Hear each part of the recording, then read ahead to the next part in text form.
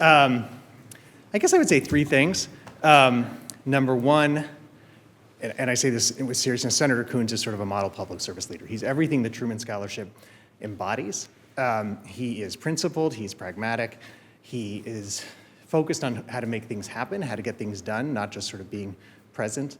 And I think he kind of embodies the maxim of President Truman that it's amazing what you can get done if you don't care who gets the credit.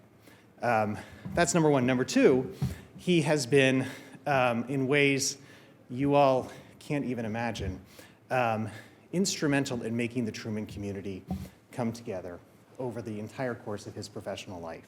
He was one of the founders of the Truman Scholars Association, was active. I think it's still incorporated in Delaware because of him, as everything should be incorporated in Delaware.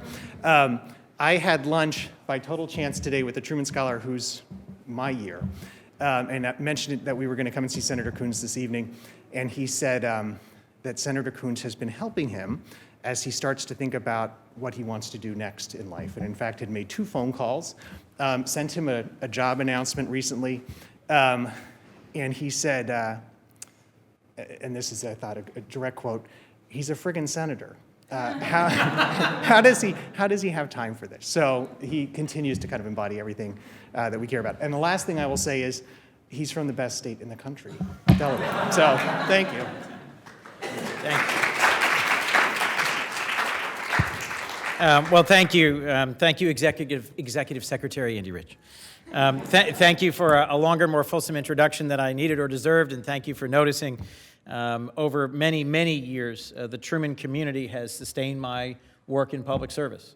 As I suspect you know, way back in the ancient days when the Truman Scholarship was really first getting started, which is when I earned it in 1984, the programming was virtually nil. I flew out to Kansas City, found my way to Independence, spent a puzzling afternoon listening to people talk at us. I got a trivet and a photo with Margaret Truman Daniels and left. That was it. There was no Summer Institute, there were no Albright Fellows, there was no TSLW, there were no dinners. It was a very bare bones but deeply appreciated scholarship for graduate study. And given how much that investment meant to me, and given a very aggressive former executive secretary who successfully browbeat me about why aren't you yet in public service, I then volunteered year after year to go to TSLW, to be a part of Summer Institute, to meet with fellows, and it's been great. I have gotten so much more from the Truman community than I've ever expected or deserved. There were Trumans in my wedding. There are Trumans who work on my staff. There are Trumans who are personal friends and advisors. It is an amazing community. So congratulations. You thought you won a scholarship. What you got was a lifetime community that will support you, encourage you, challenge you, goad you, and hopefully, occasionally, amuse, inspire, and sustain you. So the journey of public service is not a solo trip, as you may have picked out.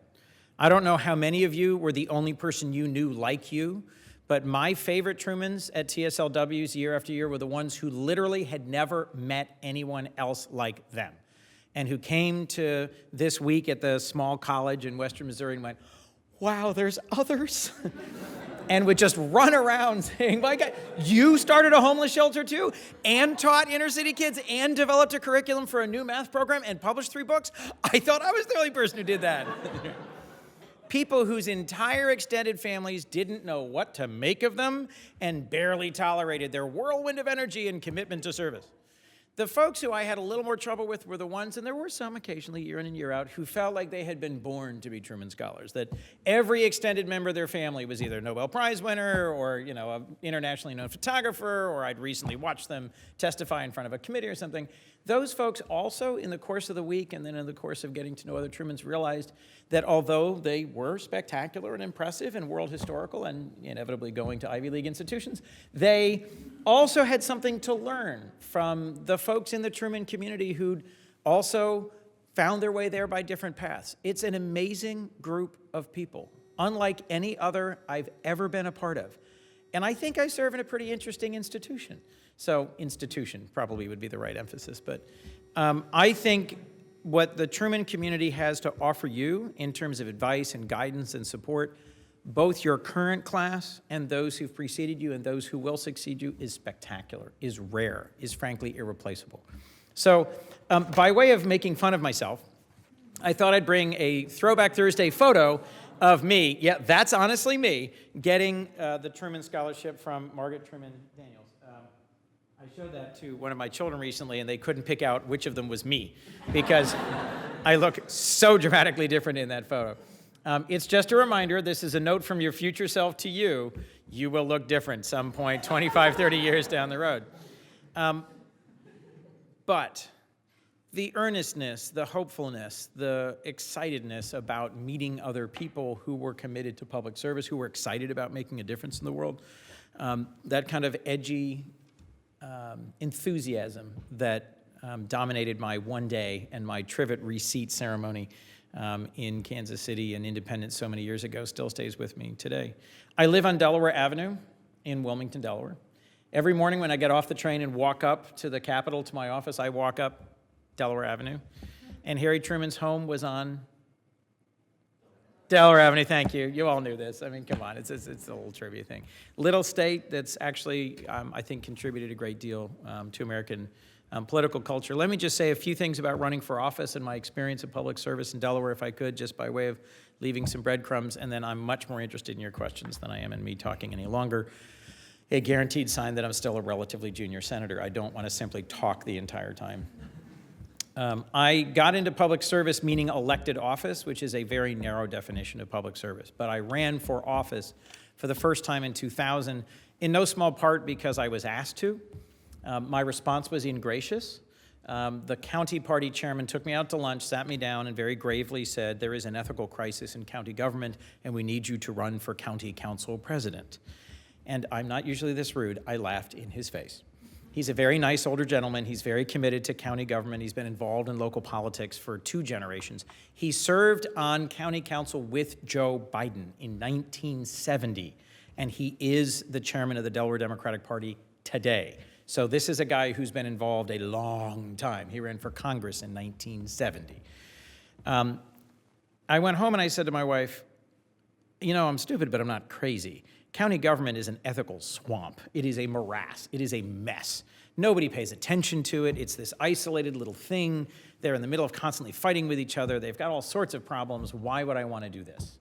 And my wife, who had spent 7 years working in county government under the previous county executive, looked at me and said, well, didn't you grow up here?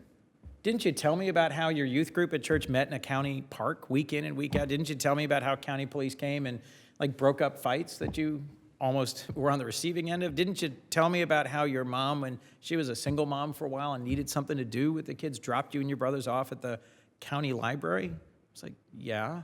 Clearly she'd been paying more attention to these details than I had. And she said, you've spent your whole life taking what county government has built. Isn't it time you did something? Isn't it time you actually helped? And I'm like, okay, I get it. Yes, we're going to do this, aren't we? The good news, have you ever watched Parks and Recreation? The characters in that show really were the characters with whom I served in county government.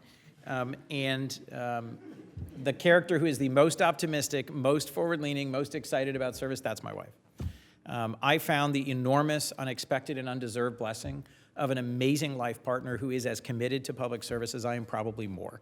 Someone who actually really believes that making a difference in our neighborhood or improving parks or libraries or dealing with response time from our paramedics or improving police-community relations is the most exciting, most important thing I could possibly do.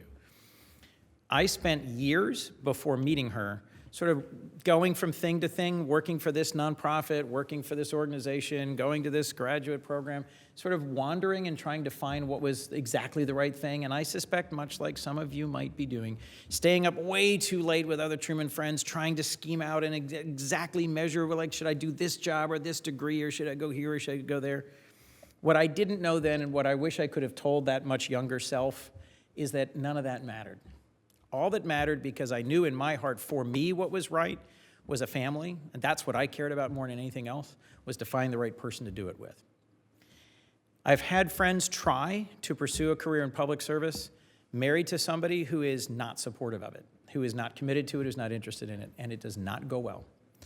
And I have seen people transformed by a life partnership that shares a common set of values. I've also been deeply puzzled by folks who I have met, like James Carville and Mary Matlin, who have wildly opposing political views, and I don't know how they make it through a week. But my work running for county council president, serving as county executive, running several times countywide, getting up early, working late, and doing the kind of stuff that is exciting and makes a difference and matters, I just at the outset had to say was really only possible because I got fortunate enough to meet someone through AmeriCorps. That's how we met. I was running an AmeriCorps program, and she was on the AmeriCorps Commission. So you never know what volunteerism and service might bring you by way of unexpected joy. Without her, I don't think any of this would have been possible.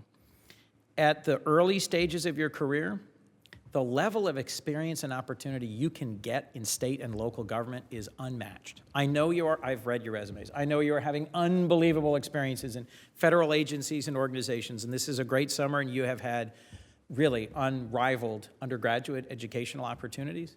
But I'm just making a brief pitch. When I got asked to run for council president, my initial reaction was so negative because nobody grows up dreaming of being in municipal government. Relatively few people grow up thinking, right, that what we're in the Senate, right? You're in Washington because it's Washington. It's big, it's pretty, it's marbly, it's got lots of crenellations and whatever these things are called on tops of columns and stuff. Obviously I didn't take architecture in college. And this place is run by 25-year-olds. But your ability to actually make a difference on a relatively short time frame and affect people's lives in small local nonprofits and in community governments is impressive. I had a remarkable experience there. If my entire elected service had begun and ended in Newcastle County government, I would have had a complete and fulfilling life. This time is different. Serving in the Senate is different from being in a little county government in little old Delaware. But the hardest decisions I ever made, I made there. And the lessons I learned about how to serve your community and how to actually respond to voters' needs and how to actually care more than you thought you could, I learned there. So I could go on at enormous length. I'm going to stop. I just want to say I'm thrilled to have some time with you. Every year that I get a chance to be with Truman Scholars, I come away, again, having gotten more from you than I think you get from me. So let me encourage you to take the time we've got left to ask me really pointed questions. Ask me questions that, you hope, you wish that somehow you 30 years from now could tell you now. Or ask me questions that you've always wanted to ask a senator, and given that I'm being recorded, I probably shouldn't answer, but I will. Or give me some advice on how to get through this. Because frankly, part of the problem we're having right now is adapting to the rate of change. The ways in which you communicate, you've always communicated. It's not new to you. When my boys asked me the other day what was my favorite website when I was their age, right, I had to remind them that since I was raised in a cave, there was no internet or email or video games when I was their age. They cannot conceive of it. I view our country as facing a fundamental challenge in that we cannot listen to each other. We can't compromise. We don't have conversations. We are constantly texting and tweeting and Instagramming and Facebooking, and we have come unglued, and we have lost the capacity to actually listen to each other. But it may not seem that way to you. If we are to be the most diverse, most robust, most open, and most sustainable democracy in the world, we've got to figure out how to actually listen to each other and work together. And I'm confident that in the Truman community is the full range of political views and opinions and backgrounds that represents our current country. So since we're having a hard time figuring all this out in the Senate, perhaps you can offer me some advice. So with that, please, I'd love to take your questions, and let's have a conversation. Please. And if you'd tell me your name and what state you're from, that would help me a lot. I'm Molly Rock, I'm from Connecticut. Hi, Molly from Connecticut. And I guess I just had a question about your time in local county government. Mm-hmm.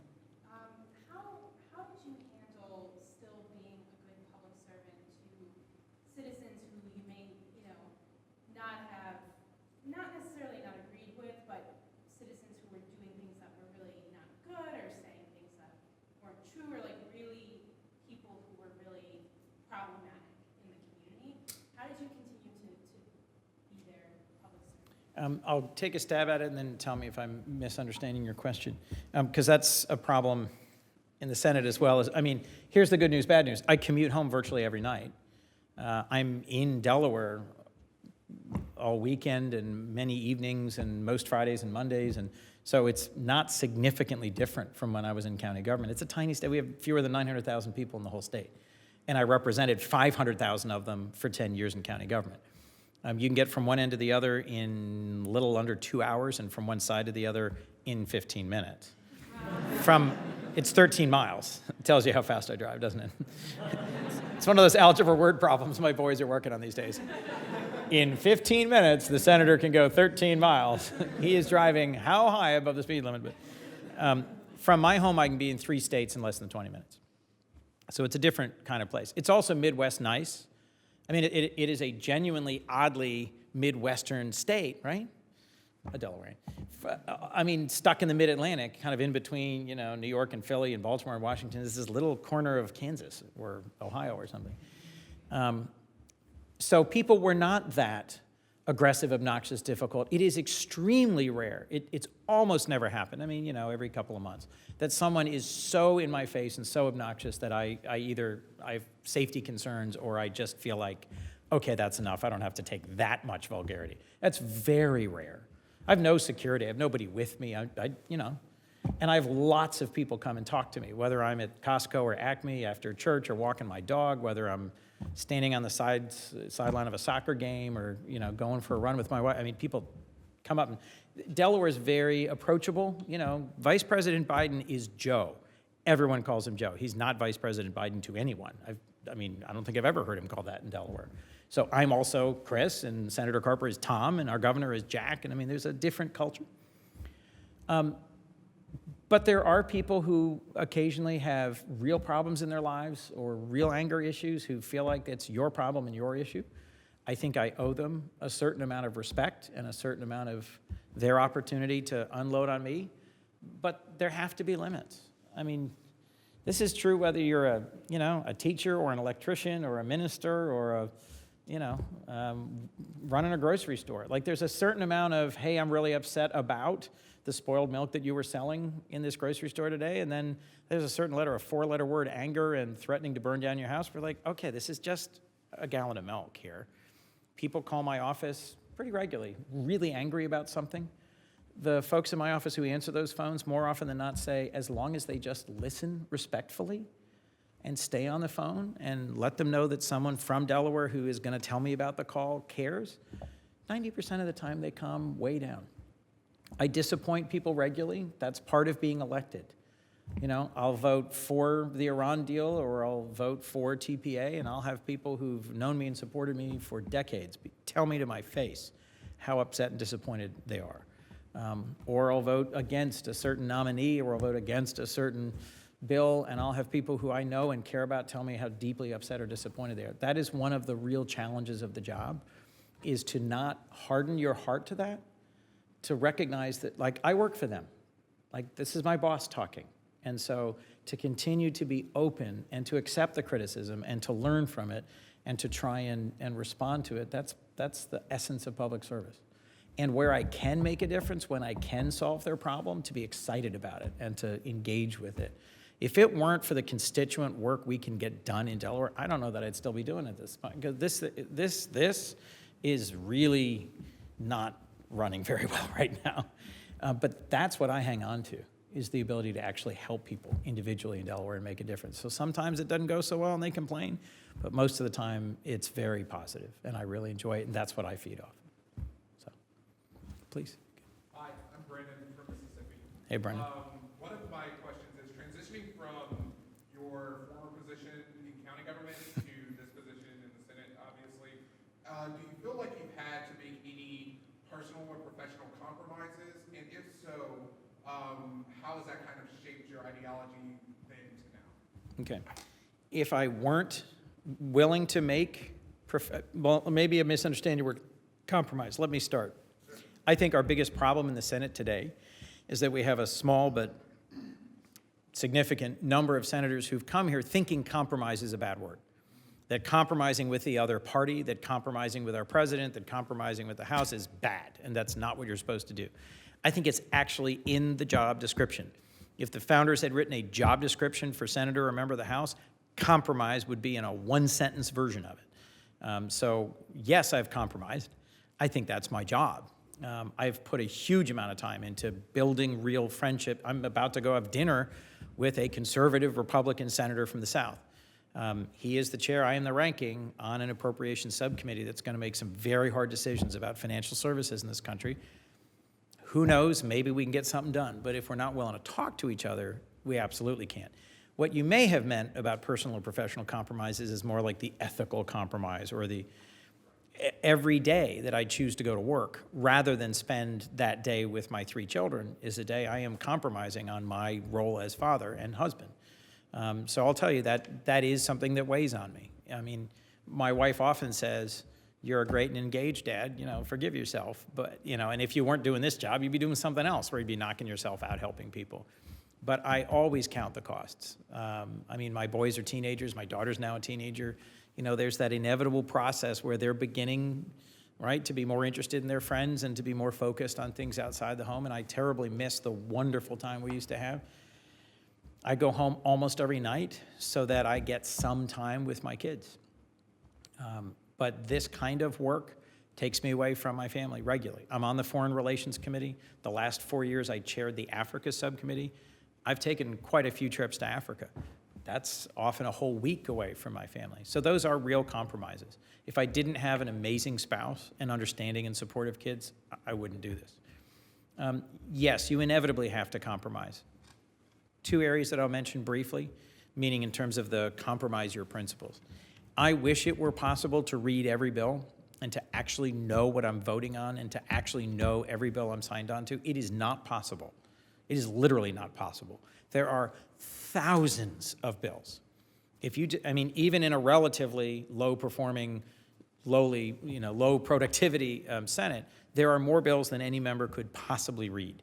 When I first got on county council, and I was highly suspicious of what the county administration of the time was doing, later justified by the federal criminal investigation.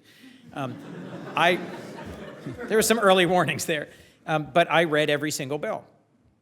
I was up all night, and I had another full-time job, and 3 kids under 3.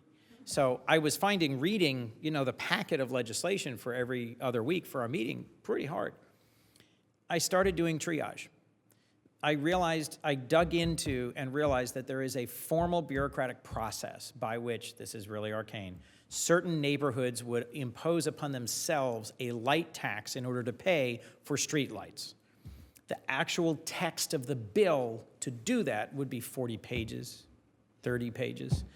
I sat down with the relevant folks in the legal department, in the public works department, understood the process, looked at it, and came away and said, okay, that's something where the risk of corruption or the risk of misuse or misappropriation is extremely small. It's being run independently, it's being run well. Okay, so out of that packet, I'm now not reading the light tax bills. There are similar things you have to do as a senator. There are whole areas where you say, you know what, I'm not on that committee. I'm not being asked to vote on controversial bills in that committee. I have a staffer who's capable and bright and young, and she's gonna stay on top of it and tell me when there's an issue I really need to get involved in. I have 40 full-time staff. They are spectacular, gifted, hardworking, and insightful. If it weren't for them, there is no way I could stay on top of the range of things I'm asked to be involved in. But it has been very rare that I have felt that I've even been asked to compromise on a basic principle. That is much less a part of this work than I think is imagined. What's the TV show, with Frank? House of Cards. It's fiction. It's just not that exciting. Most of what happens here is more boring and grinding than it is, people shoving someone in front of metros. So just a word of caution, it is not that hammer and tongs, sort of good and evil. It is more keeping up your standards, doing all your reading, being attentive and thoughtful to your constituents, being attentive and engaged in the hearings, and actually being willing to make hard choices and make the compromises that you should to get legislation done. That's the hard part, and being a good husband and father. Balancing all that, yeah, that's a full plate. And we're gonna go back over here, please. Hi, my name is Sam Reynolds. I'm the 2013 Scholar from New York. Yes, sir. First, I want to say thank you so much for being Happy to. We're so appreciative. We always look forward to this. And I also want to say I work at an international organization that focused on political prisoners. Mhm. Free, not me. It's an important distinction. Right? And I want to thank you for you and your offices and for last comments work helping to free Mohammed Rashid of the Maldives, Yeah. former president. And so my question for you is, how do you balance, how do you as a member of the Senate Foreign Relations Committee, how do you balance geopolitical interests with like human rights interests and values? That's an enduring question for us as a country, as well as for me in my office, because I think those are often in tension. I have met a number of times with folks who are representing or working for Amir Hekmati, who's an American Marine of Iranian ancestry who is in prison in Iran. And there's been a lot of questioning or challenging from some quarters about, how could the administration conclude a deal with Iran that I support for trying to restrain their nuclear weapons program and not have secured the release of 3 Americans who are currently being held, including a Washington Post reporter. And one of the, to me, most memorable experiences I got was to go to visit Alan Gross in prison in Cuba with Senator Leahy before our relations with Cuba changed. And frankly, the release of Alan Gross was one of the key barriers to that relationship moving forward. And his release and the opportunity to meet with him in my office after he returned was a real moment for me of grace. We have to hold these in tension. To me, the challenge is first to always make sure that human rights and that our basic principles, our commitment to democracy, to transparency, to inclusion, are in the room, on the table, discussed and debated, and part of the conversation, that we don't let national security or economic interests just automatically trump, that we don't go through the process of evaluating honestly, can we make a difference here? Is this someone whose release we can secure? Is this a country whose behavior we can meaningfully change or challenge?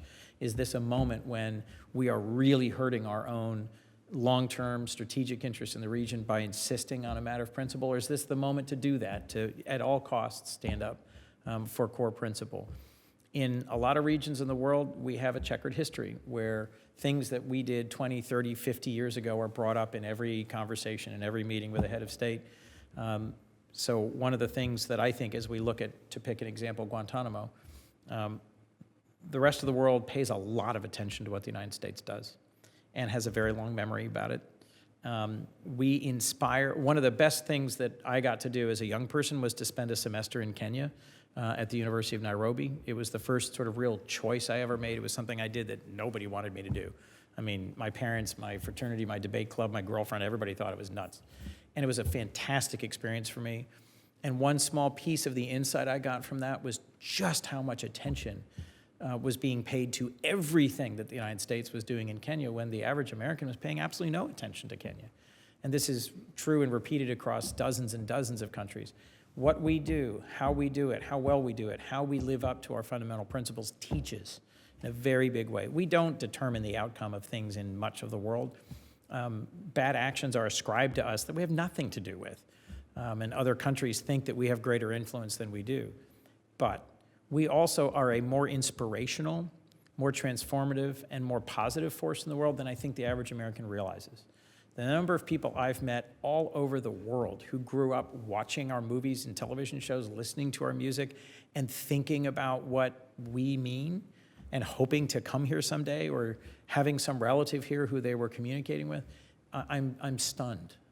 From being in a tiny little town in upcountry Liberia and running into someone from Bear, Delaware, to being in Haiti, to being in Afghanistan. The number of places I've talked to people who are refugees, who are human rights activists, who are elected leaders, who are community leaders, who are challenged and inspired by America's principles, it would be awe-inspiring, I think, if the average American could know that. So we have to remember how much the rest of the world watches, pays attention to, and measures us against our self-stated principles, which are inspiring and which are world-leading, if we would but live into them.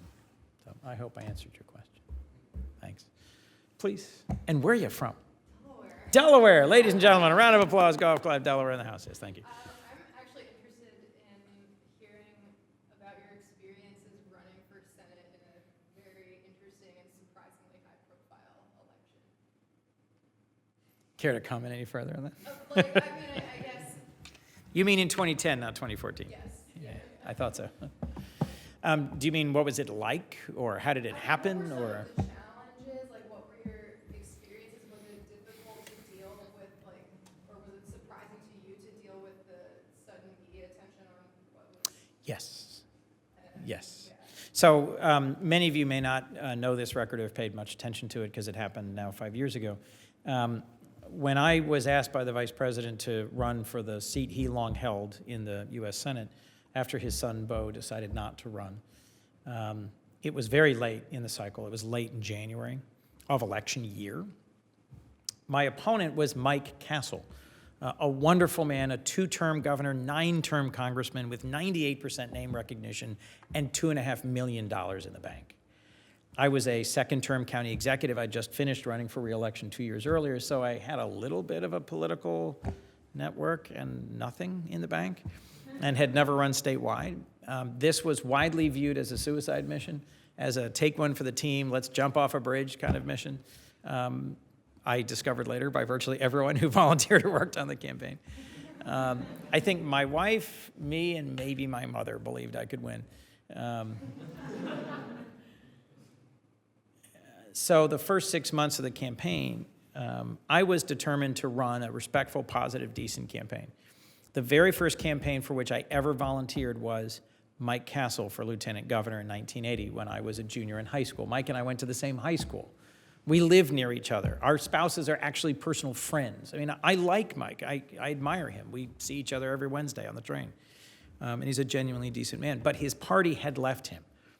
And I saw that in 2008 when I ran and he ran. I could see that both he hadn't had a serious challenge in years, and his own party had really moved far to the right of him. So, I mean, I thought it was strongly possible that I'd win, but in a very different way than it ended up happening. The day after the primary, I was campaigning up and down the state. I was, busy, vigorous, active, running against Mike Castle, but it was a sleepy campaign that no one outside of Delaware was paying any attention to. There was an AIDS walk that began. It was in Rockford Park, just a few blocks from my house. I was late for the event. I was running from another event. And I've got a whole bunch of people walking in the AIDS walk, wearing shirts. So I literally run up to the tower to meet them.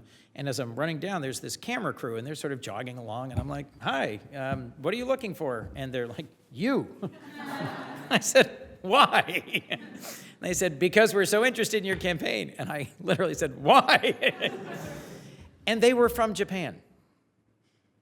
A busload of 40 foreign journalists showed up literally within 48 hours. Christine O'Donnell, who was my opponent in the general election, Christine O'Donnell raised $1 million in her first day as a candidate after winning the primary unexpectedly, to the shock and awe of the Delaware Republican Party, let alone me. And it made for a very different sort of campaign. I was on a nationally televised, Wolf Blitzer moderated, University of Delaware hosted debate with Christine O'Donnell on CNN about 3 weeks after I was running this, determined, positive, but somewhat sleepy campaign against a really nice older gentleman named Mike Castle.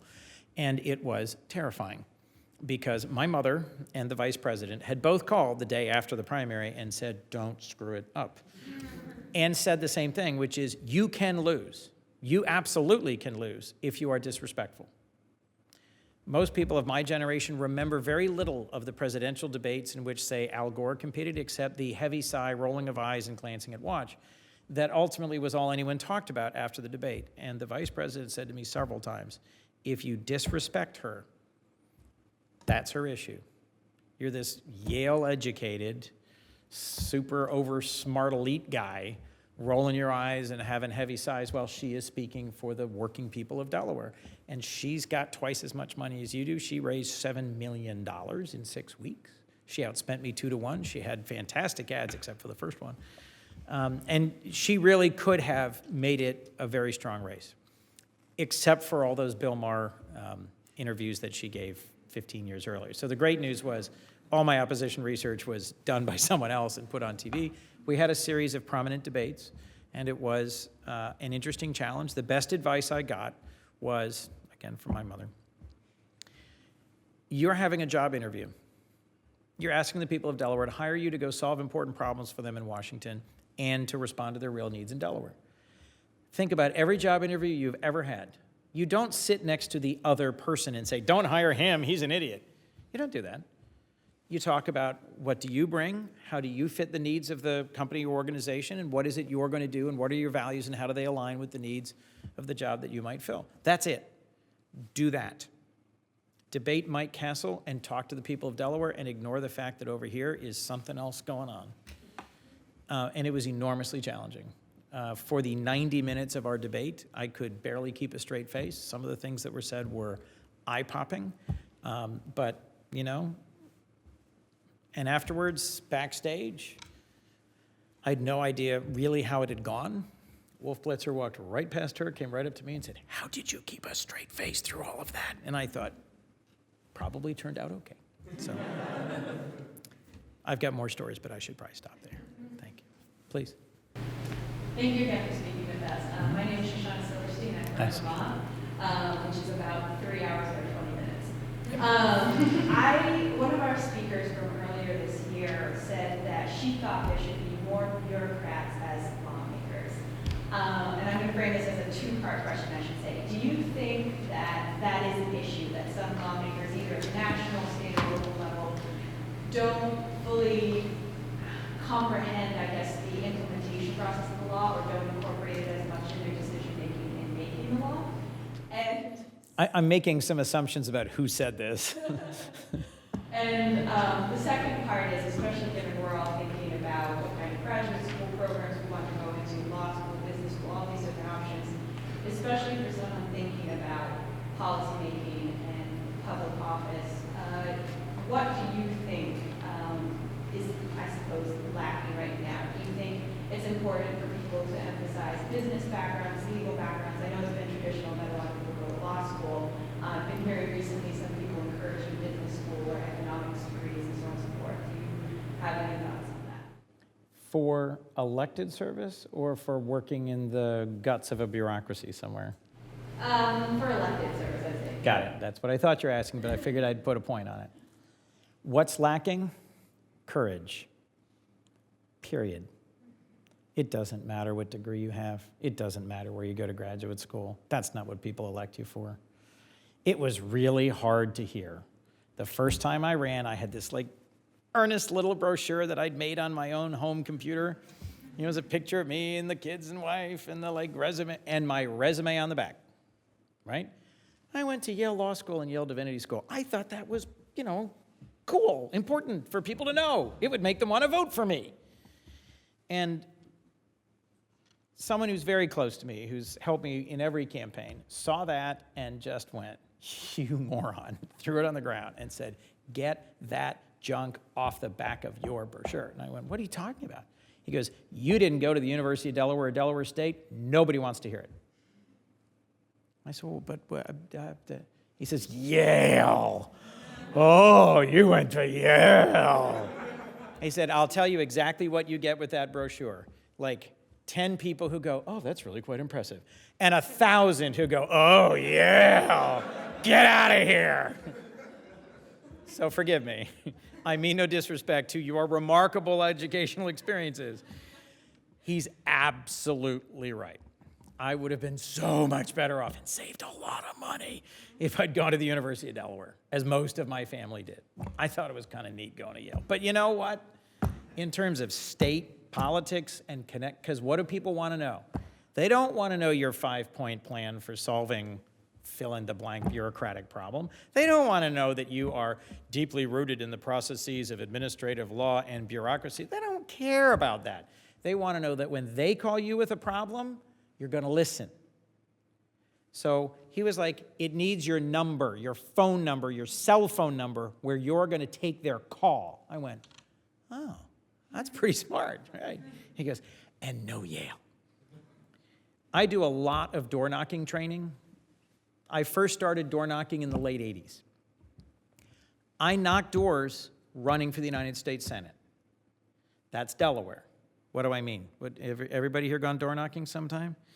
My gosh, good for you. You really all do want to run for office, don't you? It's very rare you get more than one head nod when you say, have you ever gone door knocking? What's it like? Right. So my favorite, and I'll briefly review the experience with you. So I'm going to a trailer park in Cheswold about 6 months into my campaign with a great young guy who's running for state representative. He is so excited. He's got a real-life United States senator walking around with him. He's not done this before, right? And woman answers, and she's got, right, kid, food, what? And I'm like, hi, I am. And he's like, hi, I am, and blah, out comes his first 3 points of what he'd like to accomplish in Dover. And I'm like, stop it. And she's giving us the, like, what are you doing on my stoop look. And eventually cuts in and says, I don't know who you are, and I really don't care. And I'm like, ma'am, is there anything we could do that would make a difference in your life? And she goes, yeah, I got an idea. And she goes, come here. See that van? I have a disabled child. See that pothole? Every time I back out this little driveway, it bottoms out. I've replaced 3 mufflers in the last year. I don't know what the 2 of you do, and I don't really care. If one of you can fix a pothole, get over here, fix it, and then get back to me. I'll vote for you. Thanks. Goes back in. I said, there's a lesson for you, brother. Like, take your name, take your card, put it in, figure out this address. I'll help you figure out who's the right person within the Delaware Department of Transportation. Come back to this neighborhood, get the pothole filled. That's the job. Do that for 10 years. Now we can talk about, peace and human rights and your 7-point plan for renewable energy and how a renewable fuel standard will actually be a wiser solution to cellulosic ethanol than corn-based, right? Blah, blah, blah. We are policy wonks. We're weenies. That's why we're Truman Scholars, which is great. But at the end of the day, we work for the average American.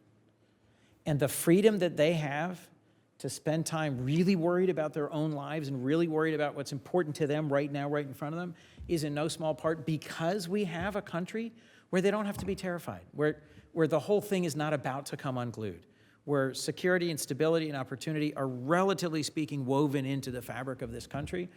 And they may or may not care to participate in helping you put together some great big policy proposal. What they want to know is, are you honest? Are you going to take their call? Are you going to deal with their problem? And what I hear from Democrats and Republicans upstate and downstate, do you have the courage to cast a vote against your party? And do you actually care more about them than you do about your job as an elected official? You got that? Doesn't matter where you go. Doesn't matter what the degree is. They're important. They help. Yale's really good. But it doesn't really matter. Did I answer your question? Not exactly in the way you had hoped and anticipated. You've got that look of like, I didn't like that answer, but maybe he's right. Please. We have time for just one more question. I'm Alex Morris, I'm a 2012 scholar from New York. And my question relates back to how you wrapped up your initial comments about us becoming unglued. There was recently a really good article in The Atlantic this month about how our government has so many checks and balances and it requires everyone to play along in order to function, where the House or the Senate or the President could just not play ball and everything grinds to a halt. Given that, and given that the norms of getting things done and compromising have faded, is it time to revisit some of the checks and balances, not necessarily the big ones written into the Constitution, but the ones embedded in, say, Senate rules that give a lot of power to pretty small numbers of legislators? I am increasingly an institutionalist the longer I'm here because some things like the filibuster are structural restraints that protect the rights of the minority. What distinguishes the House and the Senate is that in the House, if you're in the minority, you got nothing. I mean, you got to show up and vote just so people at home know that you're doing your job, but it doesn't matter. They set the majority party sets the rules, run the agenda, and you literally can't slow them down. I think we are dangerously close to a moment when some attempt will be made to eliminate the filibuster on legislation as well as on judges. And I have some reservations about what we set in motion by making that change for district court nominees. The level of distrust and disconnect has gone from it was a small challenge, a persistent problem, to being a broader one. One of the good news, bad news aspects of my traveling around very difficult and dangerous parts of the world in my foreign relations role is that I've seen truly dysfunctional national governments that utterly fail to meet the needs of their people. And it is a reminder that, relatively speaking, this is a highly functional, transparent, ethical, high-performing government that has articulated admirable values and lives up to them nearly every day. But it is time to start really worrying about what happens next. We are dangerously close to defaulting on the sovereign debt of the United States, which is a wildly reckless thing to say, let alone do. The government of the United States shut down for 17 days 2 years ago. Imagine what that says to a leader, and I know because I've heard from them, of an African country that is trying really hard to become a multi-party democracy, where the Chinese are coming around and saying, hey, you know, by the way, that really messy, difficult democracy thing, where you got to put up with human rights protesters and reporters asking you hard questions and competing parties, we've got a different model, and it's working great. And those guys, they just shut the whole thing down for no apparent articulable reason. So, yes, I worry that we need to, and we will, re-examine some of the checks and balances. At the end of the day, there's only one hero in this narrative. There is only one superhero who can solve this, and it's the average American voter. It's not the magic of term limits. It's not the silver bullet of citizen redistricting commissions. It's not, you know, overthrowing the Supreme Court and rolling back Citizens United, although all of those are of real interest to me in some way, some solution to those parts of the challenge. But what's striking is how the Congress has sunk to its lowest approval ratings in recorded history, and yet we seem impervious to that. I'm struck by how many congressmen and senators don't seem to notice, or frankly, deeply care, that we have a lower approval rating than cockroaches, communism, or cancer. So I do think that people are sending us a strong message in terms of public opinion polls. I am expecting they will soon begin sending it in electoral results. And there are some structural issues. I don't think it's just the rules of the Senate or how we form committees or filibuster rules. I think it may end up being more structural than that. I think at the moment we frankly have three parties. And the Republican Party today happens to be profoundly divided. During the civil rights era, the 1940s, 50s, 60s in the United States, the Democratic Party was effectively two parties that had a fundamental disconnect on values. The Republican Party is in the same place today.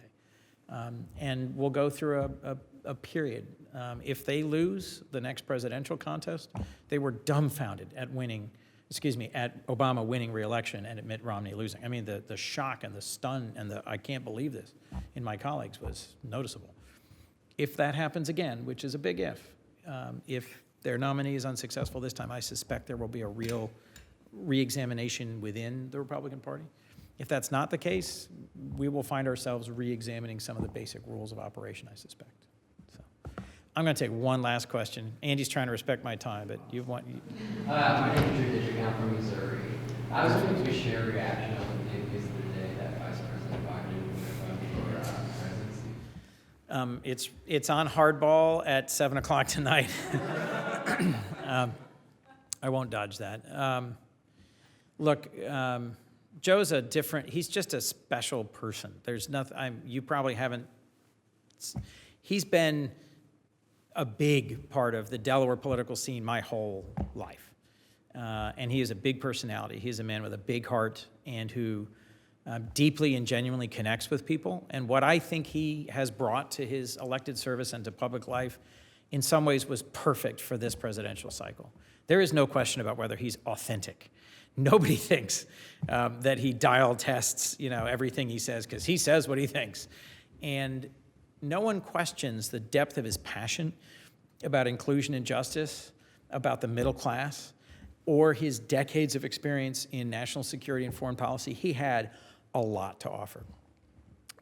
But as a father myself, I would say the times I had the opportunity to visit with him after Beau passed were terrifying, because the depths of his grief were so profound. There was no bottom. And so he did what he's always done, which is put his family first and spend a lot of time, even though he saw a clear window where he might well have ended up being president. He took the time to really think this through with his family. And I think today he concluded that window to be president had passed. I don't know how he will continue to contribute beyond this year. I mean, he will he made it clear today. I mean, that was all but an announcement speech. I mean, I don't know if you got to see his announcement today, but he laid out a series of, bold and clear and concrete ideas, the things he would have fought for as president. I'm hoping that there will be a role for him to contribute nationally after 2017.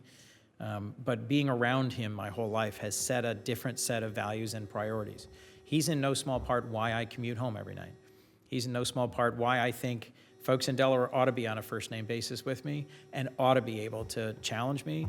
And he's why Amtrak, automobiles, and manufacturing are key parts of what I fight for, because it's what I always heard him fight for. And I know that being a country that makes things, that invents things and grows things and makes things and sells them to the rest of the world is the only way we're going to get back to real greatness. So it would have been an amazing adventure. I went to Iowa for him in 2008, and it would have been quite something. But I think he made the right choice for his family and quite possibly given the timing for the country. So, folks, thank you so much. Thanks for a chance to be together. And I hope I'm going to get to see you all again, whether it's in Delaware or at a reunion or somewhere else. And the story Andy told, I am always happy to help as you try and discern what's the right career for you. There is no job you could apply for which I wouldn't recommend you.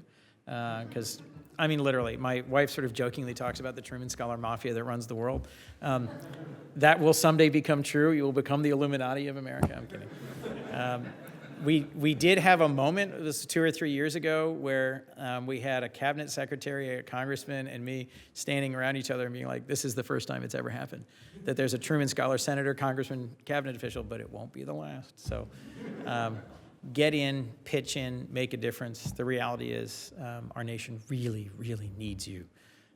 So do it. Throw yourself into it. Do it with your whole heart and be accountable to the people you represent. Thanks. Great being with you.